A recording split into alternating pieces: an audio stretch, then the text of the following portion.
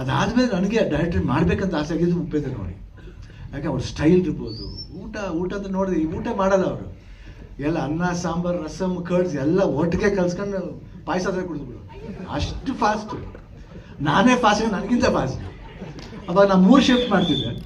But lovely ma'am, brain ಒಳ್ಳೆ working brain, ಹಸುವು ಯಾವಾಗಲೂ ಯೋಚನೆ ವಾಟ್ ಐ ಶುಡ್ ಡೂ, ನಾನು ಏನು ತೋರಿಸ್ಬೇಕು. ಒಂದು ವಿಭಿನ್ನವಾದ ಇವತ್ತು ಅಂಡರ್ವರ್ಲ್ಡ್ ಸಿನಿಮಾ ಅನ್ನೋದನ್ನ ಒಂದು ಟಾಪ್ ಮೋಸ್ಟ್ ಲೆವೆಲ್ ಬಂದಿದೆ ಉಪೇಂದ್ರ. ಇವತ್ತು ಯಾರೇ ಅಂಡರ್ವರ್ಲ್ಡ್ ಸಿನಿಮಾ ಮಾಡಿ ಅದಕ್ಕೆ ಓಂಕಾರ ಹಾಕಿದ್ದೆ ಅವರು.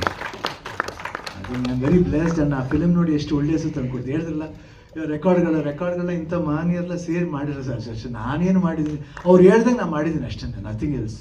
ಯಾಕೆ ಅವ್ರು ಹೇಳ್ದೆ ಹೋದ್ರೆ ಅವ್ರು ಕ್ರಿಯೇಟ್ ಮಾಡಿದ್ರೆ I can't create my self, I can't be another person, I can be only Shivanna.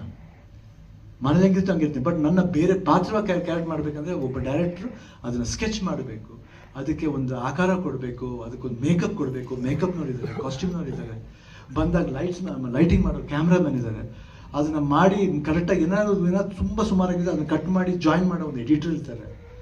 ಅದನ್ನು ಇನ್ನೂ ಎಂಬೋಸ್ ಮಾಡೋಕ್ಕೆ ಮ್ಯೂಸಿಕ್ ಡೈರೆಕ್ಟರ್ ಇರ್ತಾರೆ. ಅದರಲ್ಲಿ Arjun Janya, I think lot of peoples ಅದೇ. ನಾನೇನು I just go on working. ಇವತ್ತು ವರ್ಷನೇ ನಾನು ಯಾಕೆ ಸ್ಟೂಡೆಂಟ್ ಆಗಿರ್ಬೇಕಂತ ಬಯಸ್ತೀನಿ ಅಂದರೆ ಕಲಿಯೋಕ್ಕೆ ಇನ್ನೂ ಚಾನ್ಸ್ ಇದೆ.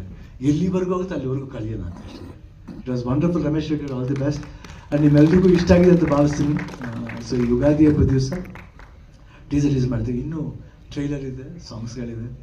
I think you will wonderful film ಅಂತ ಮತ್ತೆ ಭರವಸೆಯಿಂದ ಹೇಳ್ತೀನಿ. Thank you Uppi, thank you Raj.